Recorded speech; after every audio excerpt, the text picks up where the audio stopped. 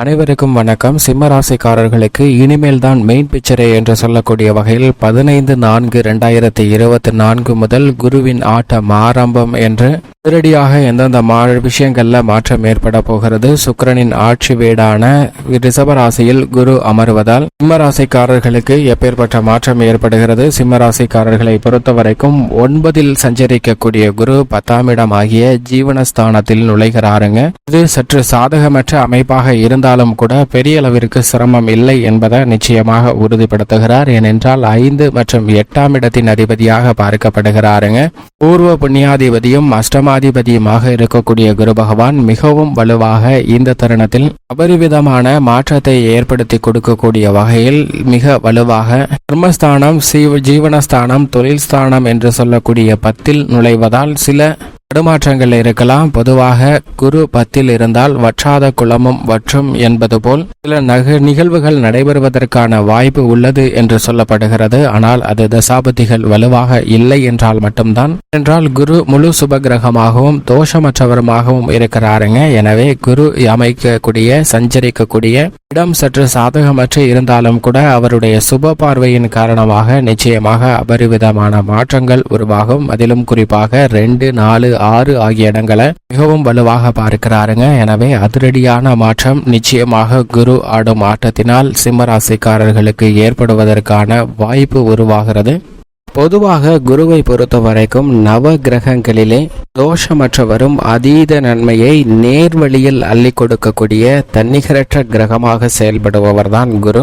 என்றால் நவ கிரகங்களிலே குருவிற்கு பகை கிரகம் என்று புதன், சுக்கிரன் இருந்தாலும் கூட குருவை எந்த கிரகமும் பகை கிரகமாக பார்க்கவில்லை என்பதுதான் குருவின் மிகப்பெரிய சிறப்பாக பார்க்கப்படுகிறது. அது மட்டுமல்லாது இனிமேல் தான் மெயின் பிக்சரே என்று சொல்லக்கூடிய வகையில் 2024 ஆண்டு ஏப்ரல் மாதம் 15ஆம் தேதியிலிருந்து குரு மிக வலுவாக தனது பகை கிரகமான சுக்கிரனின் ஆட்சி வீடான ரிஷபராசியில் சஞ்சரிக்க போகிறாருங்க.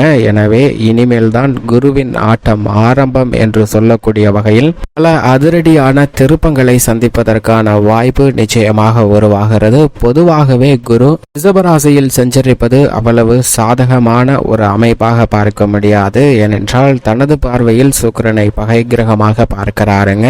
ஆனால் சுக்கிரனின் பார்வையில் குரு சமகிரகமாக இருக்கிறார். இப்படி மாறுபட்ட நிகழ்வு இருக்கக்கூடிய ஒரு இடத்தில் சஞ்சரிக்கக்கூடிய குருவின் அமைப்பு காரணமாக இனிமேல் தான் ஆட்டம் ஆரம்பம் என்று சொல்லக்கூடிய வகையில் பல அதிரடியான மாற்றங்களை முழு சுபகிரகமாக இருக்கக்கூடிய குரு வாழ்வில் ஏற்படுத்தி கொடுக்க போகிறார் என்பது யதார்த்தமான உண்மையாக பார்க்கப்படுகிறது. இது மட்டுமல்லாது உதாரணமாக ஒரு நபர் இருக்கிறார், அவரின் நண்பர் ஒருவரும் இருக்கிறார். இருவருக்கும் ஒரே மாதிரியான தகுதிகள் தான், ஒரே கல்லூரியில் படித்தனர், ஒரே பள்ளியில் படித்தனர், இருவருக்கும் ஒரே ராசியாக தான் இருக்கிறது. ஆனால் இவர்களுடைய வாழ்க்கை நிலை என்பது பல்வேறு வகையில முரண்பட்டதாக இருக்கிறது. இவ்வளவு ஒற்றுமை இருந்தும் ஒருவர் செல்வ செழிப்பின் உச்சத்தில் இருப்பார், ஆனால் மற்றொருவர் இந்த செல்வத்திற்காக கடினமாக உழைத்து கொண்டு இருக்கக்கூடிய ஒரு சூழ்நிலையில் இருப்பாருங்க.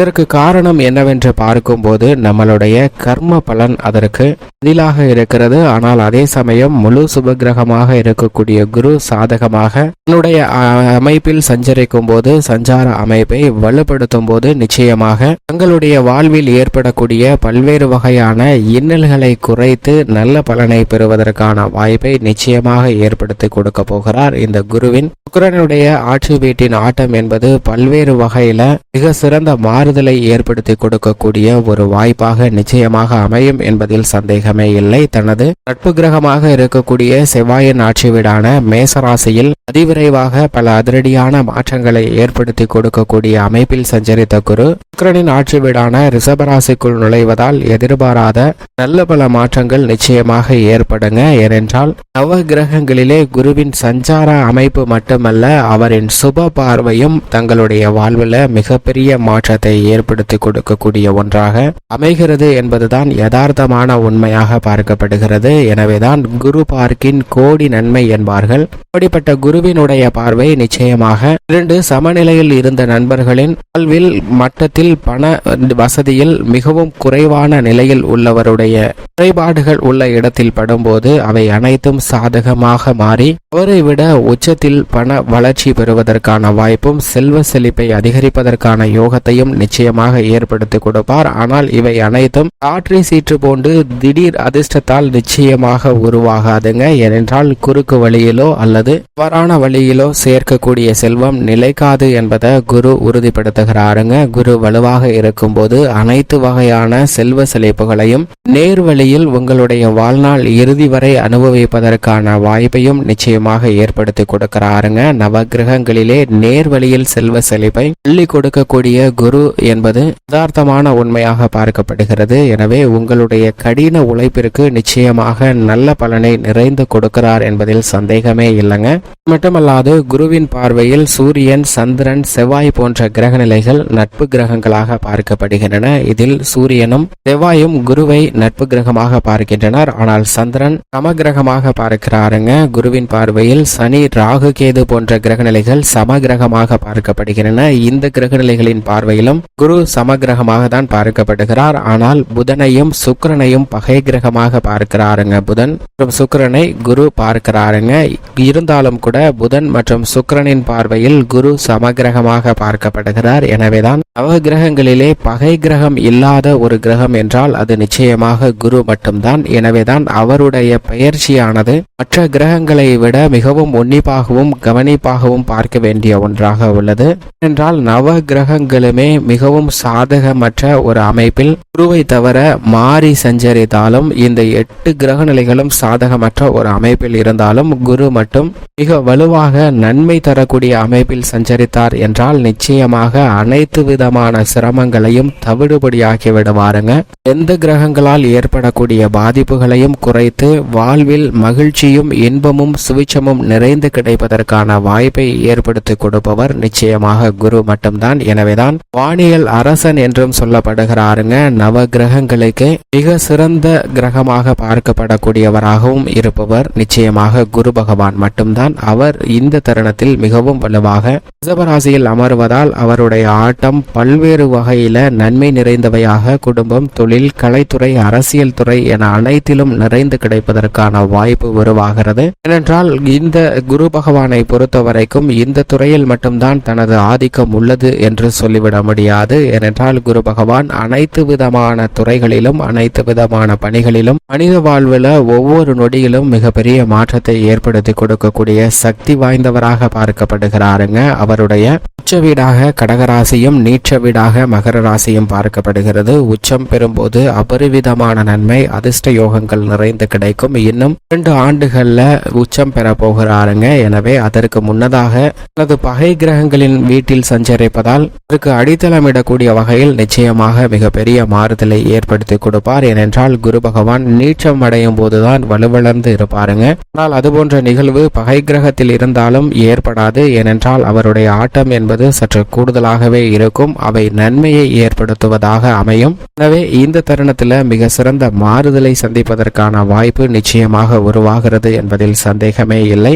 இப்படி குரு பகவானுடைய அமைப்பு மிகவும் சிறப்பாக இருக்கக்கூடிய இந்த தருணத்தில் எப்பேற்பட்ட மாறுதல்கள் ஏற்படுகிறது என்று பார்க்கும்போது சிம்மராசிக்காரர்களின் குடும்ப சூழ்நிலையை பொறுத்த வரைக்கும் குரு பகவான் 9 ஜீவனஸ்தானம் ஆகிய 10 நுழைவது சற்று சாதகமற்ற அமைப்பாக இருந்தாலும் பெரிய அளவிற்கு சிரமத்தை சந்திக்கக்கூடிய ஒரு அமைப்பு இல்லை என்பதை தெளிவாக உறுதிப்படுத்துகிறாருங்க. ஏனென்றால் குரு அஷ்டமத்திலோ அல்லது ஜென்மத்திலோ அமரும்போது சின்ன சின்ன தடைகள் ஏற்படலாம். ஆனால் அதுபோன்ற நிகழ்வு இந்த தருணத்தில் இல்லை. எனவே குடும்ப ரீதியாக உங்களுடைய தொழிலில் மிக சிறந்த மாறுதலை பெறுவதற்கான வாய்ப்பும் குடும்ப வருமானம் உயரக்கூடிய அதிர்ஷ்டம் நிறைந்த தருணமாக அமைகிறது என்பதையும் தெளிவாகவும் துல்லியமாகவும் உறுதிப்படுத்துகிறாருங்க. இது நிச்சயமாக மிக பெரிய அளவில் வரவேற்கத்தக்க ஒரு அமைப்பாக பார்க்கப்படுகிறது. நீண்ட நாட்களாக திருமண பாக்கியத்திற்காக காத்து கொண்டிருப்பவர்களுக்கு நிச்சயமாக திருமண யோகம் நடைபெறுவதற்கான வாய்ப்பும் சாத்தியக்கூறுகளும் உண்டு. காதல் திருமணமோ அல்லது நிச்சயிக்கப்பட்ட திருமணமோ நடைபெறுவதற்கான யோகம் உண்டு. புத்திர பாக்கியத்திற்காக காத்து கொண்டிருக்கக்கூடிய சிம்மராசிக்காரர்களுக்கு புத்திர பாக்கியம் நிச்சயமாக நிறைந்து கிடைக்கக்கூடிய ஒரு தருணமாக உள்ளது என்பதை குரு உறுதிப்படுத்துகிறாருங்க.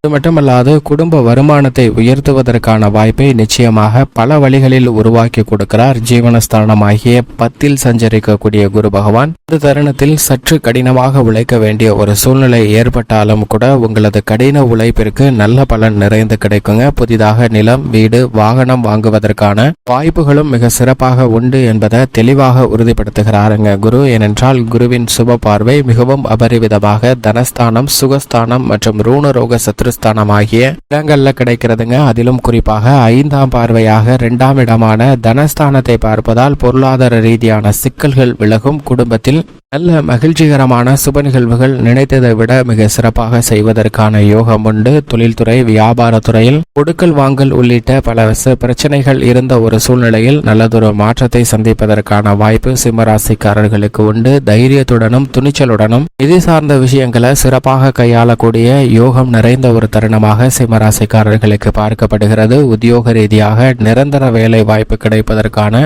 சந்தர்ப்பம் கர்மஸ்தானத்தை வலுப்படுத்தக்கூடிய குருவின் அமைப்பு காரணமாக உண்டுங்க. எனவே உங்களுடைய அரசு வேலை வாய்ப்பிற்கான முயற்சியும் நிரந்தர வேலை வாய்ப்பிற்கான முயற்சியும் தொடர்ந்து ஈடுபடுங்க. நிச்சயமாக நீங்கள் எதிர்பார்க்கக்கூடிய நல்ல செய்தி நிறைந்து கிடைப்பதற்கான வாய்ப்பும் யோகமும் உள்ளது என்பதை குரு உறுதிப்படுத்துகிறாருங்க. இது மட்டுமல்லாது ராசியின் அதிபதியான சூரியனுக்கு நட்பு கிரகமாக பார்க்கப்படுகிறார். சூரியனுக்கு மட்டுமல்ல குருவின் பார்வையிலும் சூரியன் நட்பு கிரகமாக இருப்பதால் இந்த தருணத்தில் வெகு அளவில் அலைச்சல்கள் குறையும். லாபத்தை அதிகரிக்கக்கூடிய வகையில் பல புதிய திட்டங்களை சின்ன தடைகள் ஏற்பட்டாலும் வெற்றிகரமாக செய்து முடிப்பதற்கான வாய்ப்பும் யோகமும் நிச்சயமாக கிடைக்க இருக்கிறது. இது மட்டுமல்லாது திடீர் என தொழில் ரீதியாக ஏற்படக்கூடிய மாற்றம் சற்று ஏமாற்றத்தை ஏற்படுத்தினாலும் உங்களுடைய எதிர்கால நலனுக்காக ஏற்படக்கூடிய ஒரு மாறுதலாக பார்க்கப்படுகிறது. கலைத்துறையின் நாயகனாக இருக்கக்கூடிய சுக்கிரன் மாறி மாறி சஞ்சரித்தாலும் குரு மிக வலுவாக இந்த தருணத்தில் ஜீவனஸ்தானத்தில் சஞ்சரிப்பதால் புதிய வாய்ப்புகள் கிடைக்குங்க.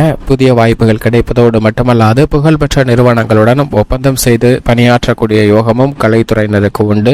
அரசியல் சார்ந்த பணிகளில் இந்த தருணத்தில் மிக சிறப்பாக நீங்கள் எதிர்பார்க்கக்கூடிய தேர்தல் வெற்றி உட்பட பல விஷயங்கள் சாதகமாக அமையும். மக்கள் மத்தியில் செல்வாக்கு அதிகரிக்கும். கண்டச்சனியாக சனி அமர்ந்திருந்தாலும் கூட நீங்கள் முயற்சி செய்யக்கூடிய காரியங்கள்ல மனநிறைவு கிடைப்பதற்கான வாய்ப்பு சிம்மராசிக்காரர்களுக்கு உண்டு. கல்வி சார்ந்த விஷயங்களை பொறுத்தவரைக்கும் குரு ஜீவனஸ்தானமாகிய 10 இருப்பதால் தொழில், கல்வி உள்ளிட்ட முயற்சிகளில் ஈடுபடுகிறவர்களுக்கு மிக பெரிய அளவில் முன்னேற்ற வாய்ப்பு உண்டு. விவசாயத்துறையின் அதிபதியான செவ்வாய்க்கு நட்பு கிரகமாக இருக்கிறாருங்க குரு. அப்படிப்பட்டவர் மிகவும் வலுவாக ஜீவனஸ்தானத்தில் அமர்ந்திருப்பதால் கால்நடை வளர்ப்பு போன்றவற்றில் சில விரயம் ஏற்பட்டாலும் நீங்கள் நிர்ணயித்த இலக்கை அடைவதற்கான வாய்ப்பு உண்டு. அது மட்டுமல்லாது விவசாயம் சார்ந்த பணிகள் சற்று கடினமாக இருந்தாலும் உங்களது கடின உழைப்பிற்கு அங்கீகாரம் கிடைப்பதற்கான யோகம் நிச்சயமாக சிம்மராசிக்காரர்களுக்கு உண்டு என்பதில் சந்தேகமே இல்லை. சற்று அலைச்சல் நிறைந்தவையாக இருந்தாலும் நீங்கள் எதிர்பார்க்கக்கூடிய விளைச்சலும் வருமானமும் நிச்சயமாக உண்டு. பெண்மணிகளை பொறுத்தவரைக்கும் பெண்மணிகளின் நலனுக்கு பொறுப்பேற்ற குரு, சுக்கிரன் ஆகிய 2 கிரக நிலைகளில் சுக்கிரன் அவ்வப்போது சாதக மற்றும் சாதகமற்ற ஒரு அமைப்பிலும்